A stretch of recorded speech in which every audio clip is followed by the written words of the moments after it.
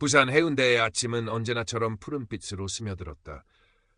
유리창 너머로 보이는 바다는 끝없이 펼쳐져 있었고 갈매기 몇 마리가 끼룩거리며 하늘을 맴돌았다. 박은혜 여사는 낡았지만 정갈하게 정돈된 아파트 거실 창가에 앉아 그 풍경을 물끄러미 바라보았다. 올해 72. 평생을 초등학교 교단에서 아이들을 가르치다 정년 퇴직한 그녀에게 남은 것은 이 아파트와 5년 전 먼저 세상을 떠난 남편의 사진, 그리고 가슴 시릴 만큼 깊은 외로움뿐이었다. 벽에는 남편과 함께 찍은 빛바랜 사진들이 걸려 있었다.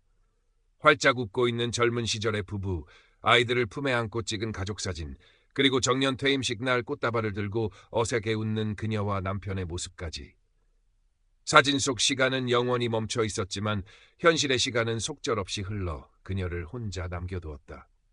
수도권에 사는 아들과 딸은 제각기 바쁘다는 핑계로 명절이나 되어야 겨우 얼굴을 비췄다.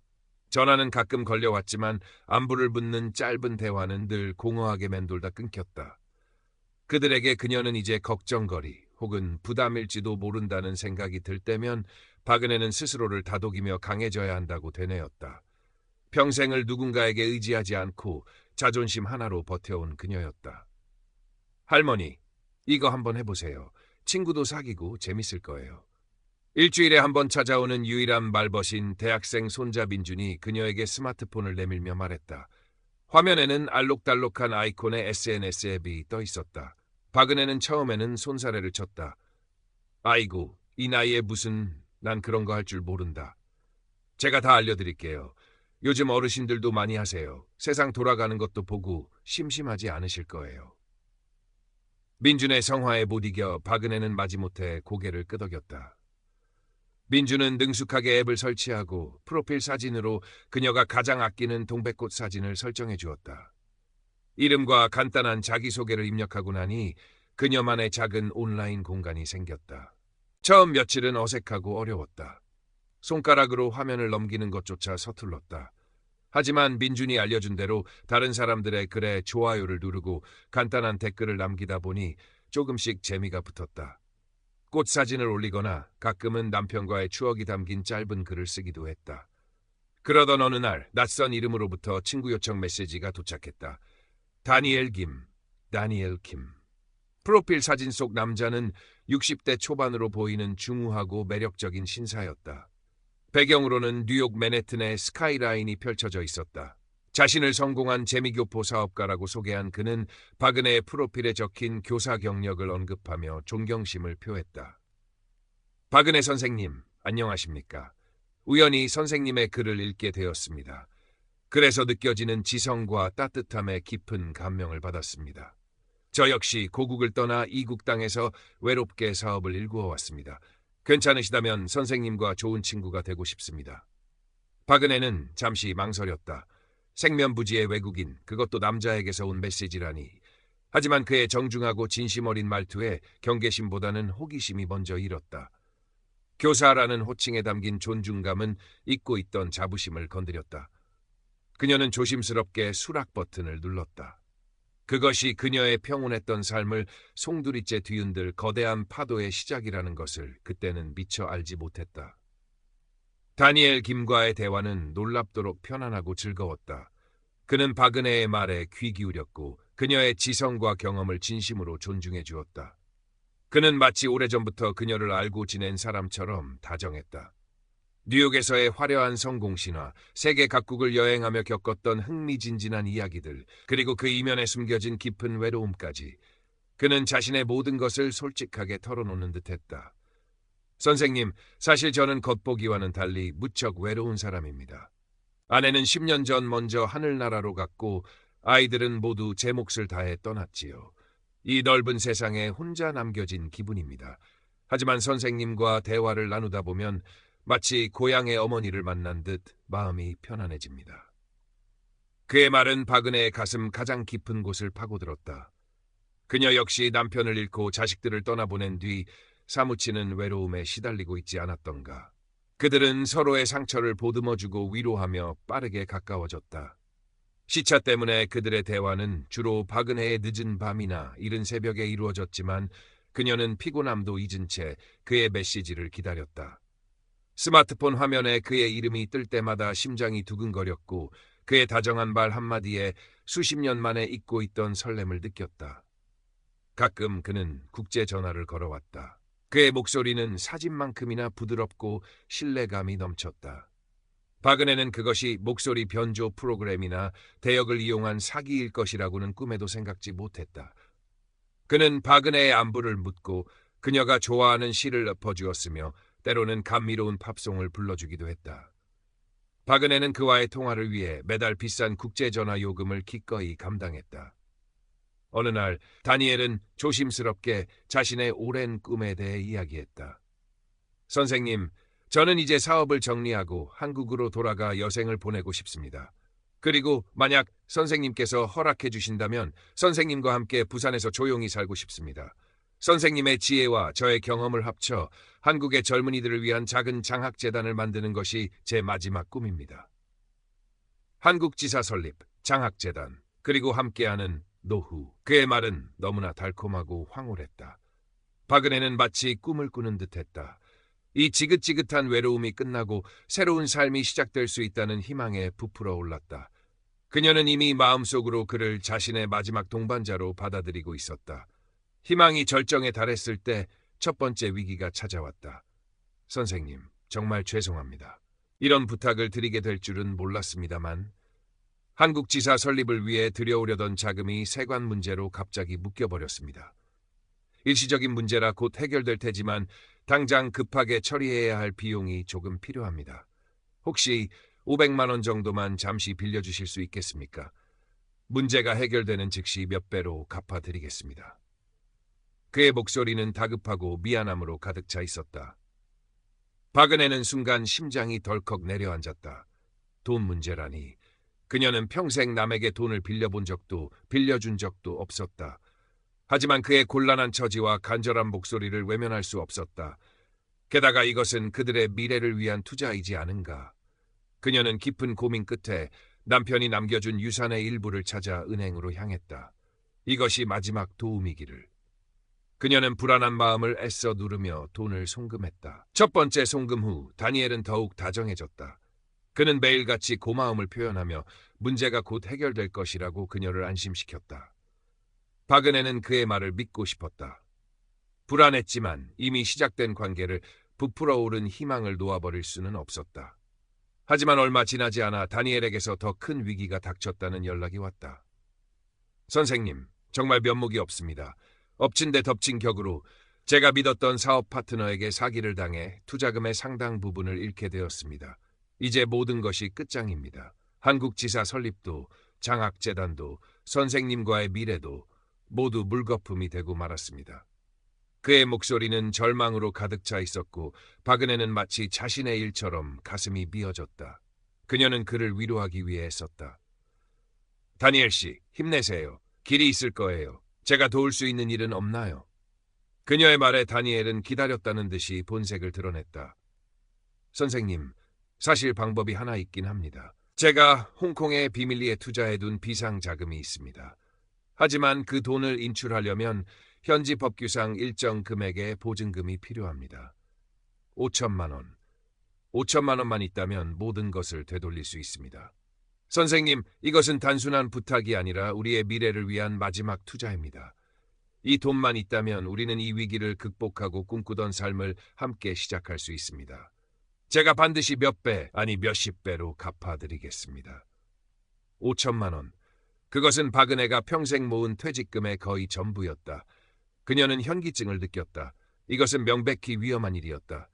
하지만 그녀의 머릿속에는 이미 그와의 행복한 미래가 그려져 있었다. 투자라는 말은 그녀의 이성적인 판단을 흐리게 했다. 만약 이 기회를 놓쳐 그를 그리고 자신의 마지막 행복을 잃게 된다면 그녀는 그 상실감을 감당할 자신이 없었다. 결국 박은혜는 은행으로 향했다. 창구 직원은 거액의 현금 인출을 망설이는 그녀에게 보이스피싱의 위험성을 경고했지만 그녀는 아들 사업 자금이라는 거짓말로 둘러대고 말았다. 그녀는 떨리는 손으로 돈을 인출해 다니엘이 알려준 낯선 이름의 계좌로 송금했다. 이제 그녀에게 남은 것은 거의 없었다. 오직 그와의 미래에 대한 불안한 희망뿐이었다. 돈을 보낸 후 박은혜는 초조하게 다니엘의 연락을 기다렸다. 하지만 그는 이전처럼 자주 연락하지 않았다. 가끔 오는 메시지는 짧고 형식적이었다. 박은혜의 불안감은 점점 커져갔다. 잠 못 이루는 밤이 들어갔고 식사도 제대로 할 수 없었다. 그러던 어느 주말 민준이 찾아왔다. 할머니의 수척해진 모습과 불안한 눈빛을 본 민준은 직감적으로 무언가 잘못되었음을 느꼈다. 할머니, 무슨 일 있으세요? 어디 편찮으세요? 아니다, 괜찮다. 그냥 잠을 좀 설쳐서. 박은혜는 애써 웃어 보였지만 민준의 눈을 피할 수는 없었다. 민준은 할머니의 스마트폰을 잠시 빌려달라고 했다. 그는 평소처럼 앱 업데이트를 해주는 척하며 할머니와 다니엘 김이 나눈 메시지들을 빠르게 훑어보았다. 그리고 그는 충격적인 사실들을 발견했다. 상식적으로 이해하기 힘든 거액의 송금 내역, 그리고 다니엘 김이 보낸 프로필 사진. 민준은 그 사진을 구글 이미지 검색으로 돌려보았다. 결과는 놀라웠다. 그 사진은 홍콩의 한 유명 배우의 것이었다. 민준은 심장이 내려앉는 것을 느꼈다. 다니엘 김은 가짜였다. 할머니는 로맨스 스캠의 희생자가 된 것이다. 그는 떨리는 목소리로 할머니에게 사실을 말해야 할지 망설였다. 평생 자존심 하나로 살아온 할머니가 이 진실을 어떻게 받아들일까? 할머니, 혹시 다니엘 김이라는 분께 돈을 보내신 적 있으세요? 민준의 조심스러운 질문에 박은혜의 얼굴이 하얗게 질렸다. 그녀는 아무 말도 하지 못했다. 그 침묵은 긍정이었다. 민준은 숨을 깊게 들이쉬고 자신이 알아낸 사실들을 차근차근 이야기하기 시작했다. 도용한 사진, 존재하지 않는 사업체, 그리고 전형적인 로맨스 스캠 수법까지. 박은혜는 민준의 말을 믿을 수 없었다. 아니, 믿고 싶지 않았다. 5개월간의 설렘과 희망, 그리고 자신의 전 재산이 걸린 일이었다. 아니다. 그럴 리가 없어. 민준아, 네가 잘못한 거야. 다니엘 씨는 그런 사람이 아니야. 그는 나에게 진심이었어. 그녀의 목소리는 절박하게 떨리고 있었다. 그녀는 현실을 부정하며 스마트폰을 집어들었다. 떨리는 손으로 다니엘에게 메시지를 보냈다. 다니엘 씨, 지금 제 손자가 당신에 대해 이상한 말을 하고 있어요. 당신 사진이 가짜라고요. 사실이 아니라고 말해주세요. 제발. 답장은 금방 왔다. 하지만 그 내용은 박은혜의 마지막 희망마저 산산조각냈다. 선생님, 그 철없는 손자 말은 믿지 마십시오. 그는 우리의 관계를 질투하는 겁니다. 지금 저에게는 마지막 기회가 있습니다. 홍콩의 투자건을 마무리할 1억만 더 있으면 모든 것을 되찾고 선생님께 달려갈 수 있습니다. 만약 이번에도 저를 믿지 못하신다면 그동안 우리가 나눈 은밀한 대화들, 선생님의 외로운 속마음이 담긴 글들, 세상 사람들이 알게 되면 어떨까요? 선생님의 명예와 자존심 괜찮으시겠습니까? 달콤했던 그의 목소리는 온데간데 없었다. 메시지에는 차가운 협박만이 담겨 있었다. 박은혜는 눈앞이 캄캄해졌다. 온몸에 힘이 빠져가며 그녀는 그대로 바닥에 주저앉았다. 모든 것이 거짓이었다. 사랑도, 미래도, 희망도. 남은 것은 텅 빈 통장과 깊은 배신감, 그리고 스스로에 대한 뼈저린 후회뿐이었다. 눈물이 쉴 새 없이 흘러내렸다. 평생을 지켜온 자존심이 산산조각나는 순간이었다. 민주는 아무 말 없이 할머니의 등을 토닥였다. 그의 눈에도 눈물이 고여 있었다. 그는 할머니를 부축해 일으켰다. 할머니, 힘내세요. 아직 늦지 않았어요. 경찰서에 가요. 제가 함께 갈게요. 경찰서로 가는 길은 천근만근 무거웠다. 박은혜는 사람들의 시선을 피해 고개를 숙였다. 경찰서의 차가운 공기는 그녀의 절망감을 더욱 깊게 했다. 경찰관은 박은혜의 이야기를 들으며 안타까운 표정을 지었다. 어머님, 전형적인 로맨스 스캠 수법입니다. 안타깝지만 범인들이 대부분 해외에 거점을 두고 대포 통장을 사용하기 때문에 검거도 어렵고 피해 금액을 되찾기도 거의 불가능합니다. 경찰관의 말은 비수처럼 박은혜의 가슴에 꽂혔다. 마지막 남은 신락 같은 희망마저 사라졌다. 그녀는 조사를 마치고 경찰서를 나섰다. 텅 빈 눈으로 허공을 응시하는 그녀의 모습은 너무나 위태로워 보였다. 민주는 할머니의 손을 꼭 잡았다. 그날 이후 박은혜는 방 안에 틀어박혀 나오지 않았다. 식사도 거르고 잠도 제대로 자지 못했다. 그녀는 깊은 우울감과 자책감에 시달렸다. 왜 나는 그렇게 어리석었을까?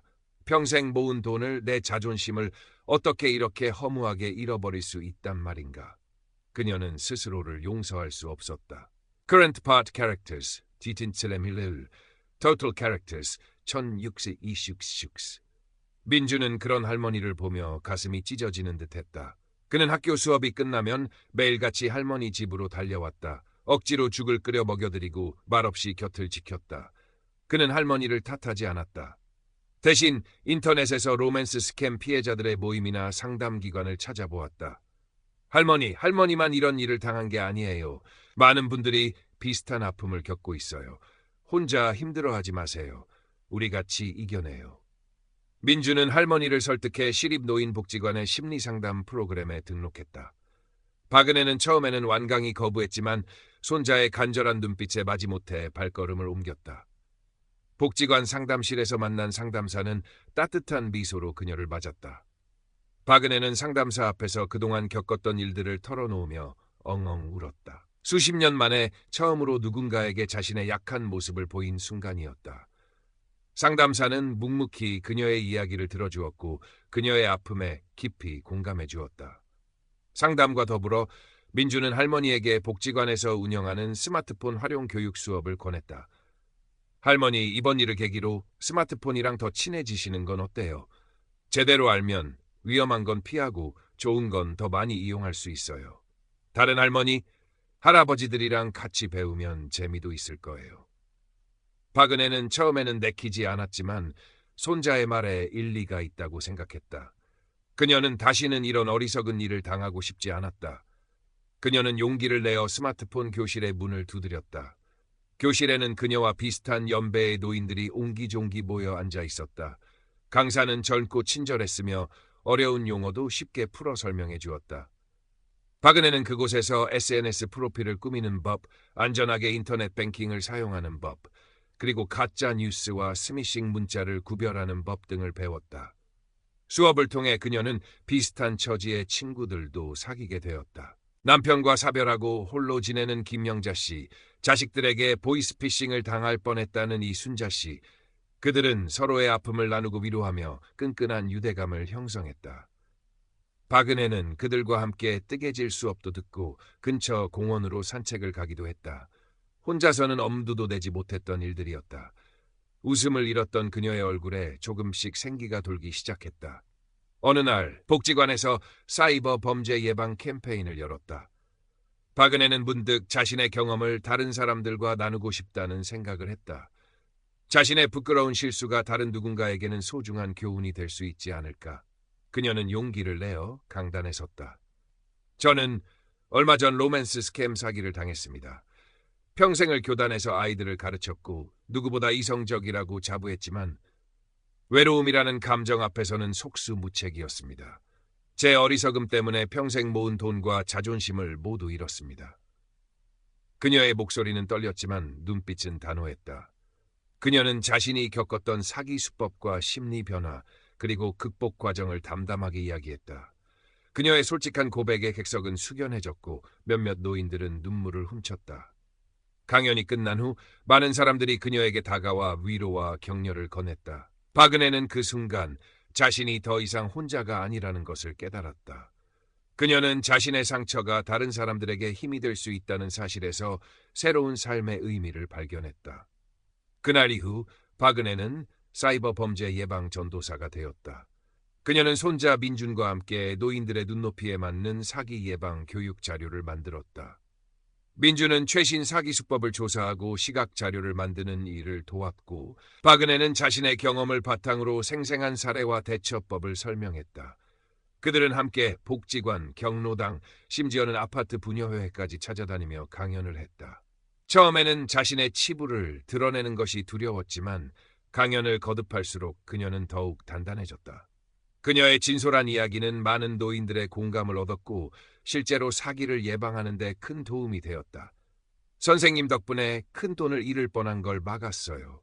선생님 덕분에 용기를 얻었어요. 라는 감사 인사를 들을 때마다 박은혜는 돈으로는 살 수 없는 깊은 보람과 기쁨을 느꼈다. 그녀는 더 이상 바다가 보이는 창가에 홀로 앉아 외로움에 잠기지 않았다. 그녀의 하루는 새로운 사람들을 만나고 배우고 나누는 일들로 가득 찼다. 스마트폰은 더 이상 두려움의 대상이 아니었다. 그녀는 SNS를 통해 새로운 친구들과 소통하고 유용한 정보를 공유하며 때로는 자신의 활동을 알리기도 했다. 그녀의 SNS에는 더 이상 동백꽃 사진 대신 활짝 웃는 사람들의 사진과 희망의 메시지들이 가득했다. 자식들도 변했다. 어머니가 사기를 당했다는 소식에 충격을 받고 달려왔던 아들과 딸은 어머니가 상처를 딛고 새로운 삶을 살아가는 모습에 깊은 감동과 죄책감을 느꼈다. 그들은 이전보다 더 자주 어머니에게 전화를 걸고 주말마다 부산을 찾아와 함께 시간을 보냈다. 서먹했던 가족 관계는 이번 일을 계기로 오히려 더욱 돈독해졌다. 어느 맑은 봄날, 박은혜는 민준과 함께 해운대 바닷가를 거닐고 있었다. 따스한 햇살이 부서지는 파도 위로 쏟아지고 있었다. 그녀는 잃어버린 돈을 되찾지는 못했다. 사기꾼이 남긴 마음의 상처가 완전히 아문 것도 아니었다. 하지만 그녀는 더 이상 과거에 얽매여 절망하지 않았다. 할머니, 요즘 얼굴 정말 좋아지셨어요. 꼭 예전 선생님 때 모습 같아요. 민준이 환하게 웃으며 말했다. 박은혜는 손자의 손을 꼭 잡으며 바다를 바라보았다. 푸른 바다는 여전히 그 자리에 있었지만 이제 그녀의 눈에 비친 바다는 더 이상 외로움의 색이 아니었다. 그것은 모든 것을 품어 안는 너그러움과 어떤 파도에도 굴하지 않는 강인함, 그리고 내일을 향한 새로운 희망의 색이었다. 그래, 민준아. 할머니는 이제 괜찮다. 아니, 이제부터 시작이다. 박은혜는 옅은 미소를 지었다. 그녀의 삶은 아직 끝나지 않았다. 비록 거센 파도에 휩쓸려 많은 것을 잃었지만 그녀는 그 파도를 딛고 일어서 새로운 항해를 시작할 준비가 되어 있었다. 그녀의 발걸음은 가벼웠고 그녀의 마음은 봄날의 햇살처럼 따뜻했다. 부산의 푸른 하늘 아래 한 노인의 용기 있는 이야기가 조용히 하지만 힘차게 퍼져나가고 있었다. 그녀는 더 이상 외로운 섬이 아니었다. 그녀는 이제 서로를 비추는 등대가 되어 세상의 어둠을 밝히고 있었다. 박은혜 여사의 활동은 지역신문에 작게 소개되었고 이는 예상치 못한 파장을 불러일으켰다. 기사를 본 다른 지역의 노인 복지관들로부터 강연 요청이 쇄도하기 시작한 것이다. 처음에는 망설였지만 민준의 적극적인 지지와 격려에 힘입어 그녀는 용기를 냈다. 할머니, 이건 정말 좋은 기회예요. 할머니의 경험이 더 많은 분들께 도움이 될 수 있다고요. 민준은 할머니의 매니저를 자처했다. 그는 강연 일정을 관리하고 KTX 표를 예매했으며 강연 자료를 최신 정보로 업데이트했다. 박은혜는 민준과 함께 서울, 대전, 광주 등 전국 각지를 누비며 강연을 이어갔다. 그녀의 이야기는 지역과 세대를 넘어 많은 사람들에게 깊은 울림을 주었다. 강연을 다니면서 박은혜는 다양한 사람들을 만났다. 자신과 비슷한 로맨스 스캠 피해자는 물론 자녀를 사칭한 보이스피싱, 고수익을 미끼로 한 투자 사기 등 온갖 종류의 사기 피해자들을 만났다. 그들의 이야기를 들으며 그녀는 분노하고 안타까워했지만 동시에 혼자가 아니라는 사실에 위안을 얻기도 했다. 그녀는 그들과 손을 잡고 서로의 아픔을 나누며 함께 싸워나갈 것을 다짐했다. 어느 날 서울에서의 강연을 마치고 돌아오던 KTX 안에서 박은혜는 우연히 옆자리에 앉은 젊은 변호사와 대화를 나누게 되었다. 그는 박은혜의 강연 내용에 깊은 관심을 보이며 자신이 사이버 금융 범죄를 전문으로 다루고 있다고 소개했다. 선생님 같은 분들의 용기 있는 증언이 저희에게는 큰 힘이 됩니다. 하지만 안타깝게도 현행법으로는 해외에 서버를 둔 사기꾼들을 처벌하기가 매우 어렵습니다. 법적, 제도적 개선이 시급한 상황입니다. 박은혜는 변호사의 말을 들으며 단순히 사기 예방 교육을 하는 것을 넘어 보다 근본적인 변화를 위해 무언가를 해야 한다는 생각을 하게 되었다. 그녀는 변호사에게 자신의 연락처를 건네며 피해자들을 위한 법률 지원이나 제도 개선 운동에 힘을 보태고 싶다는 뜻을 전했다. 부산으로 돌아온 박은혜는 새로운 도전을 시작했다. 그녀는 자신과 같은 피해자들을 모아 사이버 금융 범죄 피해자 연대를 결성했다. 처음에는 몇몇 지인들로 시작했지만 그녀의 진심 어린 호소와 활동은 점차 입소문을 타고 퍼져나가 전국 각지에서 피해자들이 모여들었다. 그들은 함께 기자회견을 열어 피해 실태를 알리고 정부와 국회에 관련 법규 강화를 촉구하는 청원서를 제출했다. 이 과정은 결코 쉽지 않았다. 여전히 피해 사실을 숨기고 싶어하는 사람들도 많았고 거대한 사기 조직과 맞서는 것에 대한 두려움도 있었다. 때로는 내부의 의견 충돌로 어려움을 겪기도 했다.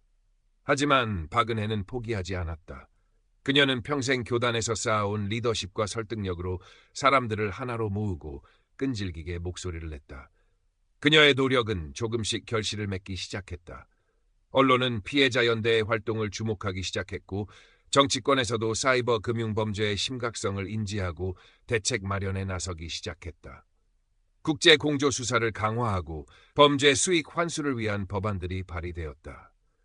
물론 법이 통과되고 실제로 효과를 보기까지는 아직 갈 길이 멀었지만 박은혜와 피해자들은 작은 변화의 씨앗을 심었다는 사실에 희망을 가졌다. Current Part, Characters 2된 6강 3, Total Characters 1874.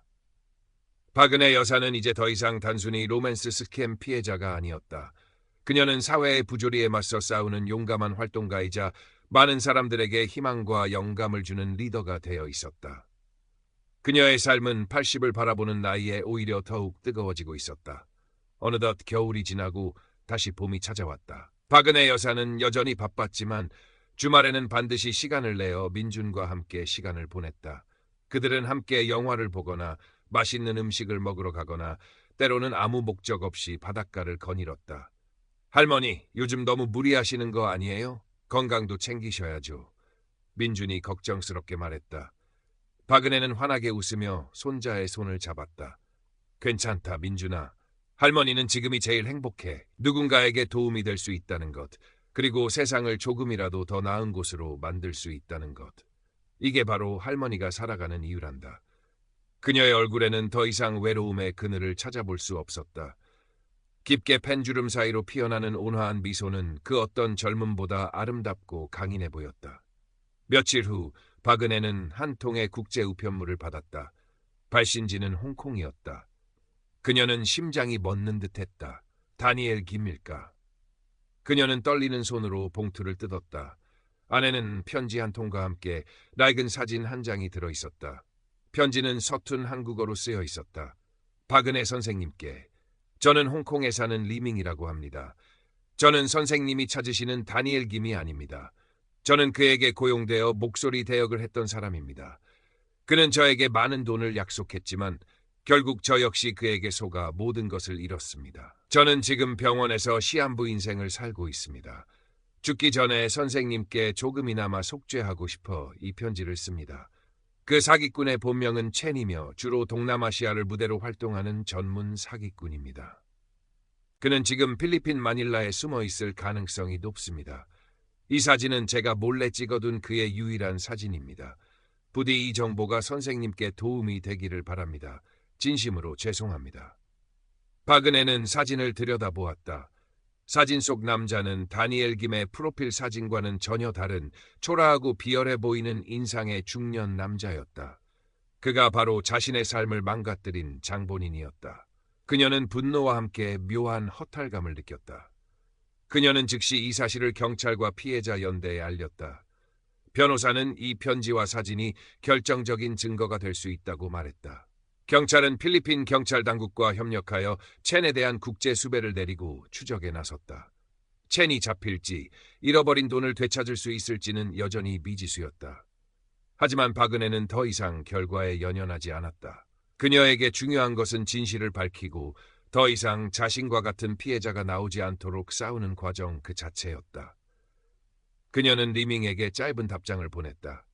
리밍 씨, 용기 내어 진실을 알려주셔서 감사합니다. 부디 남은 시간 평안하시기를 빕니다. 그녀는 이제 누군가를 용서할 만큼 그리고 자신을 용서할 만큼 강해져 있었다. 사기꾼 첸에 대한 추적이 진행되는 동안 박은혜 여사와 피해자 연대의 활동은 더욱 활발해졌다.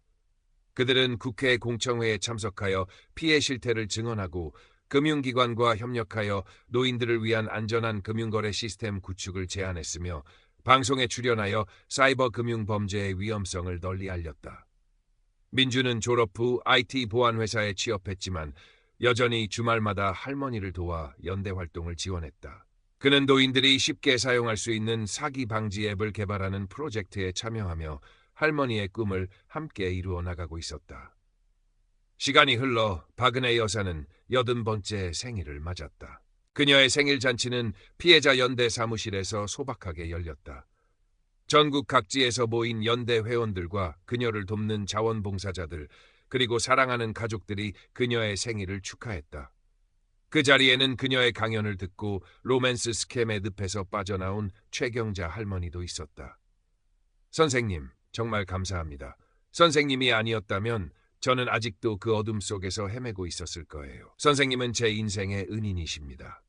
최경자 할머니는 박은혜의 손을 잡고 눈물을 글썽였다. 박은혜는 그녀를 따뜻하게 안아주었다. 아닙니다, 경자씨. 우리가 서로에게 은인이지요. 우리는 함께 싸웠고 함께 이겨냈습니다. 그때 민준이 케이크를 들고 나타났다. 케이크 위에는 희망을 노래하는 우리의 영원한 선생님, 박은혜 여사님, 생신 축하드립니다 라는 글귀가 적혀 있었다. 모두가 함께 생일 축하 노래를 불렀고 박은혜는 촛불을 불며 환하게 웃었다. 그녀의 미소는 그 어떤 보석보다 밝게 빛났다. 생일 잔치가 끝나갈 무렵 변호사로부터 전화가 걸려왔다. 선생님, 좋은 소식이 있습니다. 필리핀 경찰이 마닐라의 한 은신처에서 첸을 검거했습니다. 현재 국내 송환 절차를 밟고 있습니다. 비록 피해 금액 전액을 회수하긴 어렵겠지만 그가 법의 심판을 받게 된 것만으로도 큰 의미가 있습니다. 전화기 너머로 들려오는 소식에 사무실은 환호성으로 가득 찼다. 박은혜는 눈을 감고 깊은 숨을 내쉬었다. 길고 긴 싸움의 한 단락이 마무리되는 순간이었다. 그녀는 창밖을 바라보았다. 어느덧 해가 지고 있었지만 부산의 하늘은 아름다운 저녁 노을로 물들고 있었다. 박은혜 여사는 그 후로도 오랫동안 사이버 금융 범죄 예방 활동을 계속했다. 그녀의 이야기는 책으로 출판되고 다큐멘터리로 제작되어 더 많은 사람들에게 알려졌다. 그녀는 더 이상 외롭지 않았다. 그녀의 곁에는 언제나 든든한 손자 민준과 함께 싸우는 동지들, 그리고 그녀를 응원하는 수많은 사람들이 있었다. 부산 해운대 바다는 오늘도 변함없이 푸른빛으로 넘실거린다. 그리고 그 바다를 바라보는 한 노인의 눈빛 속에는 상처를 넘어 피어난 강인함과 세상을 향한 따뜻한 사랑, 그리고 꺼지지 않는 희망이 담겨 있다. 그녀는 보여주었다. 절망의 잿더미 속에서도 희망은 피어날 수 있으며 한 사람의 작은 용기가 세상을 바꿀 수 있다는 것을. 박은혜 여사의 이야기는 우리 모두에게 묻는다. 우리는 서로의 외로움에 어떻게 응답하고 있으며 더 안전하고 따뜻한 세상을 만들기 위해 무엇을 하고 있는가를. 첸의 검거 소식은 피해자 연대에게 큰 힘이 되었다. 비록 그가 가진 재산이 거의 남아있지 않아 금전적 보상은 기대하기 어려웠지만 범죄자가 법의 심판을 받게 되었다는 사실 자체가 중요했다. 박은혜 여사는 연대 회원들과 함께 재판 과정을 꾸준히 지켜보았다. 법정에선 첸은 초라하고 비굴했다. 그는 끝까지 자신의 범행을 일부 부인하려 했지만 리밍의 편지와 사진, 그리고 수많은 피해자들의 증언 앞에 결국 무릎을 꿇었다. 그는 중형을 선고받았다. 재판이 끝난 후 박은혜는 법정을 나서며 묘한 감정에 휩싸였다. 분노도 복수심도 아니었다. 그저 깊은 허무함과 함께 다시는 이런 비극이 반복되어서는 안 된다는 강한 책임감이 밀려왔다. 연대의 활동은 새로운 국면을 맞이했다. 이제는 단순히 피해를 알리고 예방하는 것을 넘어 피해자들의 실질적인 회복과 사회 복귀를 돕는 일에 집중하기 시작했다. 박은혜는 자신의 경험을 살려 심리상담 프로그램을 더욱 체계화하고 피해자들이 경제적으로 자립할 수 있도록 돕는 소규모 일자리 줄 사업도 구상했다. 민주는 할머니의 든든한 지원군이었다. 그는 IT 기술을 활용하여 피해자들이 서로 소통하고 정보를 나눌 수 있는 온라인 커뮤니티 플랫폼을 구축했다. 익명성이 보장되는 이 공간에서 피해자들은 누구의 눈치도 보지 않고 자신의 아픔을 털어놓고 서로에게 힘이 되어 주었다. 플랫폼에는 변호사, 상담사 등 전문가들의 Q&A 코너도 마련되어 실질적인 도움을 받을 수 있었다. 박은혜 여사의 활동은 정부기관에서도 인정을 받기 시작했다. 그녀는 대통령 직속 노인문제위원회의 자문위원으로 위촉되었고 금융감독원과 협력하여 노인들을 위한 안심금융 가이드라인 제정에 참여했다. 그녀의 목소리는 이제 정책 결정 과정에도 영향을 미치고 있었다. 어느 가을날 박은혜는 민준과 함께 부산 시내의 한 갤러리를 찾았다. 그곳에서는 상처 그리고 희망이라는 주제로 특별한 사진전이 열리고 있었다. 전시된 사진들은 모두 로맨스 스캠 피해 노인들의 모습과 그들의 이야기를 담고 있었다. 웃고 울고 다시 일어서는 그들의 모습 속에는 깊은 슬픔과 함께 강인한 생명력이 담겨 있었다. 전시장 한쪽에는 박은혜 여사의 대형 사진이 걸려 있었다. 바다를 배경으로 환하게 웃고 있는 그녀의 모습 아래에는 이런 글귀가 적혀 있었다. 외로움은 죄가 아닙니다. 속은 것은 당신의 잘못이 아닙니다. 우리는 혼자가 아닙니다. 손을 내미세요. 우리가 함께 하겠습니다. 사진을 바라보는 박은혜의 눈가에 이슬이 맺혔다. 그녀는 자신의 삶이 누군가에게 작은 빛이 될 수 있다는 사실에 감사했다. 사진전은 큰 성공을 거두었고 수익금 전액은 피해자 연대에 기부되었다. 박은혜는 이 기부금으로 연대 사무실 한쪽에 작은 도서관과 쉼터를 만들었다. 그곳은 언제든 피해자들이 찾아와 책을 읽고 차를 마시며 서로에게 기댈 수 있는 따뜻한 공간이 되었다. 세월이 흘러 박은혜 여사는 90살이 넘었다. 이제는 지팡이 없이는 걷기 힘들었고 귀도 예전만큼 밝지 않았지만 그녀의 눈빛만은 여전히 총명하게 빛나고 있었다. 그녀는 더 이상 전국을 누비며 강연을 하지는 못했지만 쉼터에 앉아 찾아오는 사람들의 이야기를 들어주고 따뜻한 조언을 건네는 일을 멈추지 않았다. 민주는 이제 중년의 IT 전문가가 되었고 결혼하여 예쁜 딸을 두었다. 그는 여전히 할머니의 가장 든든한 버팀목이었다.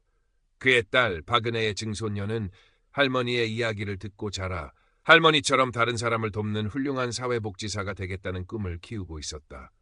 어느 화창한 오후 박은혜는 휠체어에 앉아 민준과 증손녀와 함께 해운대 바닷가를 찾았다. 그녀의 무릎 위에는 낡은 스마트폰 대신 그녀의 이야기가 담긴 책이 놓여 있었다. 책의 제목은 푸른 바다, 꺼지지 않는 등대였다. 증손녀가 물었다. 증조 할머니, 그때 그 나쁜 아저씨 밉지 않으세요? 박은혜는 바다를 바라보며 잠시 생각에 잠겼다가 부드럽게 미소 지으며 대답했다. 미웠지. 하지만 미워하는 마음만으로는 아무것도 바꿀 수 없단다. 그 사람을 미워하는 대신 할머니는 더 많은 사람들을 사랑하는 법을 배웠어. 그리고 어떻게 하면 서로를 지켜줄 수 있는지 고민하게 되었지. 어쩌면 그 아저씨는 할머니에게 아주 비싼 수업료를 받고 아주 중요한 가르침을 준 셈인지도 모르겠구나. 그녀의 목소리에는 원망 대신 깊은 이해와 평화가 담겨 있었다. 그녀는 길고 어두운 터널을 지나 마침내 빛을 찾은 사람이었다. 바닷바람이 그녀의 하얀 머리카락을 부드럽게 흩날렸다. 멀리서 갈매기 울음소리가 들려왔다. 박은혜는 눈을 감고 햇살의 따스함과 바람의 속삭임, 그리고 사랑하는 가족들의 온기를 느꼈다. 그녀의 삶은 한편의 드라마였고 그 드라마는 이제 평화로운 마지막 장을 향해 가고 있었다. 그녀가 평생을 바쳐 지키고자 했던 것, 그리고 세상에 남기고 싶었던 것은 거창한 것이 아니었다. 그것은 바로 아무리 깊은 어둠 속에서도 희망을 잃지 않는 용기, 그리고 서로의 손을 잡아주는 따뜻한 연대였다. 부산의 푸른 바다는 그 모든 이야기를 묵묵히 지켜보고 있었다. 그리고 박은혜 여사라는 작은 등대가 밝힌 희망의 빛은 앞으로도 오랫동안 많은 사람들의 길을 비추어 줄 것이었다. 그녀의 이야기는 끝나지 않았다. 그것은 이제 우리 모두의 이야기로 이어지고 있었다. 박은혜 여사의 삶은 조용히 저물어갔지만 그녀가 남긴 유산은 계속해서 퍼져나갔다. 사이버 금융 범죄 피해자 연대는 이제 정부의 공식적인 지원을 받는 탄탄한 조직으로 성장했다. 그들은 전국적인 네트워크를 구축하고 법률 지원, 심리상담, 예방교육 등 다각적인 활동을 펼쳤다. 민준이 개발한 사기 방지 앱은 수백만 건의 다운로드를 기록하며 수많은 잠재적 피해를 막는 데 기여했다. 민준은 할머니의 뜻을 이어받아 연대의 운영위원으로 활동하며 기술적인 지원과 함께 젊은 세대의 참여를 독려했다. 그는 대학 강단에 서서 예비 IT 전문가들에게 기술 윤리와 사회적 책임의 중요성을 강조하기도 했다. 증손녀 서연은 할머니의 바람대로 사회복지사가 되었다. 그녀는 특히 노인 복지 분야에 깊은 관심을 가지고 할머니가 그랬던 것처럼 현장에서 노인들의 목소리에 귀 기울이며 그들의 권익을 위해 힘썼다.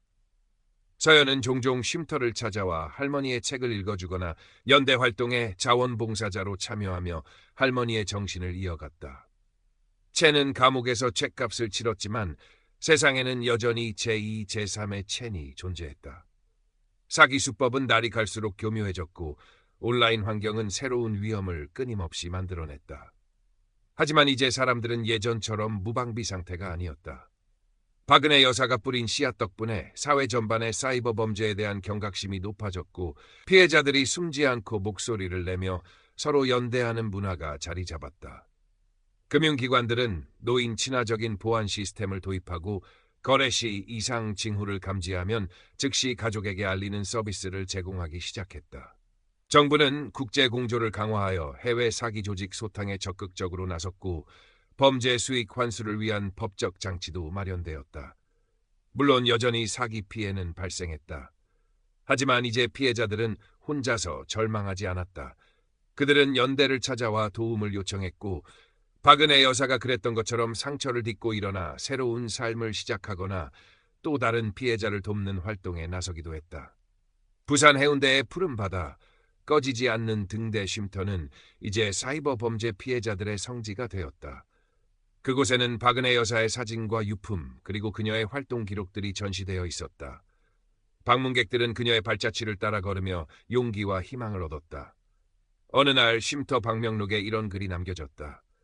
저는 5년 전 선생님의 강연을 듣고 로맨스 스캠에서 벗어날 수 있었습니다. 오늘 저는 손녀와 함께 이곳을 찾았습니다. 선생님께서 보여주신 용기 덕분에 저는 다시 웃을 수 있게 되었고 제 손녀는 선생님처럼 멋진 어른이 되겠다고 말합니다. 선생님, 하늘에서도 보고 계시지요? 선생님께서 밝히신 등대불은 결코 꺼지지 않을 것입니다. 진심으로 감사합니다. 그 글 옆에는 어린아이가 서툰 솜씨로 그린 등대 그림이 붙어 있었다. 등대는 어두운 밤바다를 환하게 비추고 있었다. 박은혜 여사는 떠났지만 그녀의 이야기는 살아 숨쉬며 계속해서 세상을 변화시키고 있었다. 그녀가 남긴 사랑과 연대의 메시지는 디지털 시대의 차가운 파도를 넘어 사람들의 마음속에 따뜻한 희망의 등불을 밝히고 있었다. 부산의 바다는 오늘도 그 희망의 노래를 부르고 있었다. 시간이 더 흘러 사이버 금융범죄 피해자 연대는 국제적인 단체들과도 교류하며 경험을 공유하고 협력 체계를 구축했다. 민주는 이제 연대의 대표를 맡아 할머니의 유지를 더욱 널리 펼치고 있었다. 그는 기술 발전이 가져올 수 있는 새로운 유형의 범죄를 예측하고 이에 대한 선제적인 예방 시스템을 개발하는 데 주력했다. 인공지능을 활용한 사기 패턴 분석 시스템, 가상현실 VR을 이용한 체험형 예방 교육 프로그램 등이 그의 주도로 개발되어 큰 호응을 얻었다. 서연은 노인복지정책 전문가로 성장하여 국회에서 노인들의 디지털 접근성 향상과 정보 격차 해소를 위한 법안 통과를 위해 노력했다.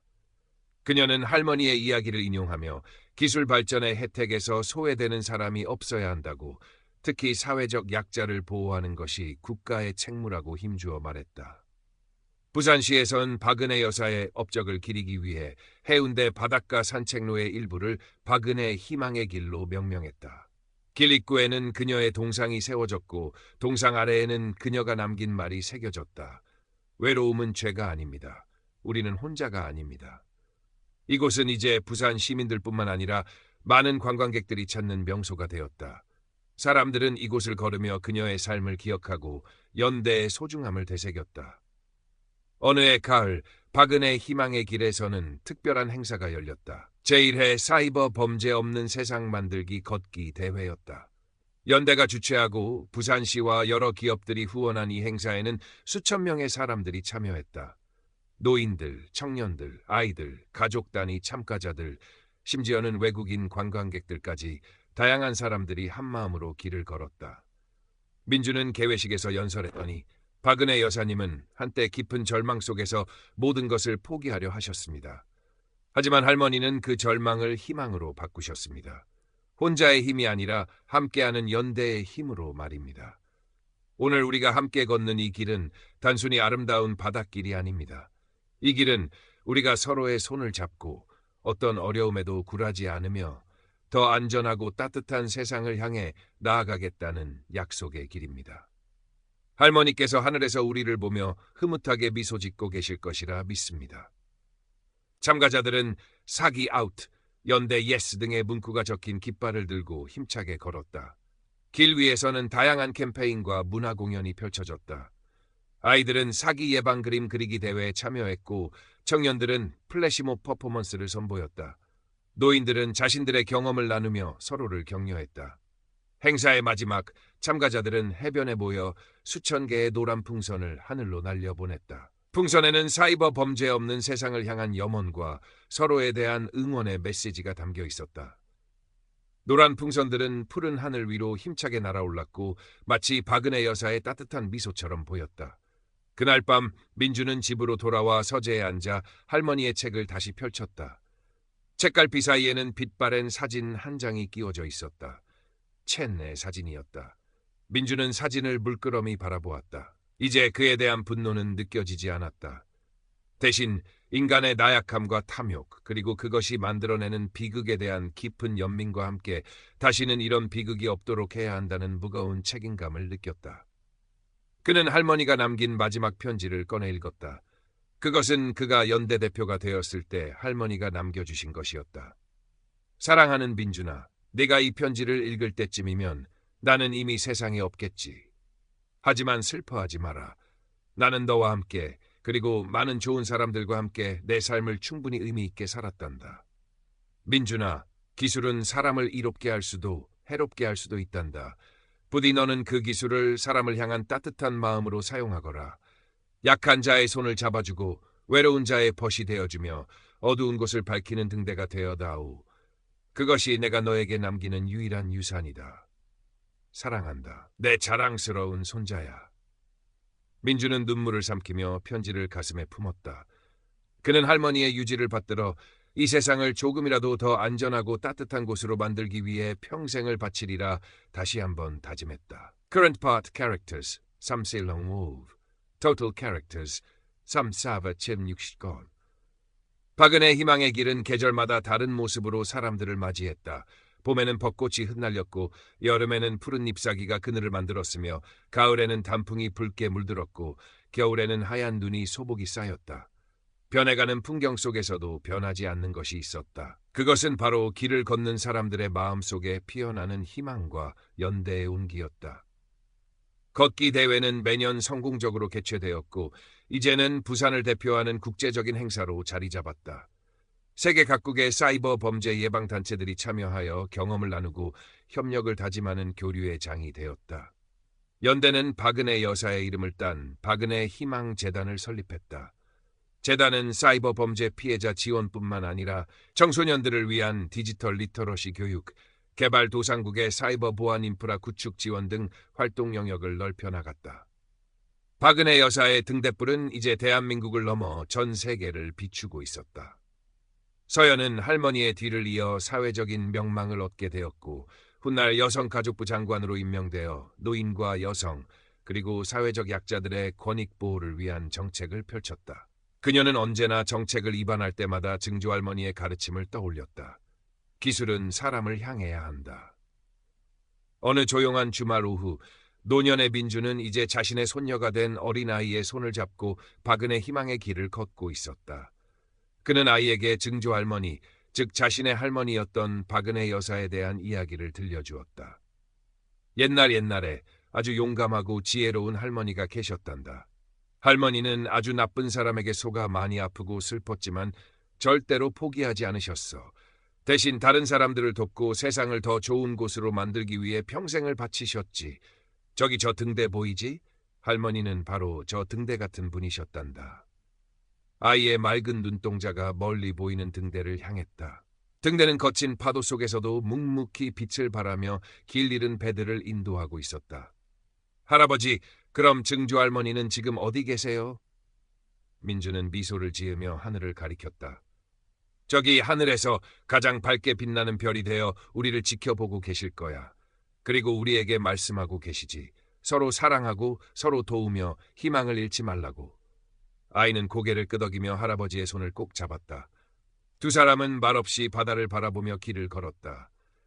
바닷바람이 실어온 소금기 섞인 공기 속에는 박은혜 여사의 따뜻한 숨결이 느껴지는 듯했다. 그녀의 이야기는 그렇게 세대를 넘어 전설이 되었고 그녀가 밝힌 희망의 등대불은 영원히 꺼지지 않을 것이었다. 부산의 바다는 그 전설을 품고 오늘도 내일도 푸르게 빛날 것이다.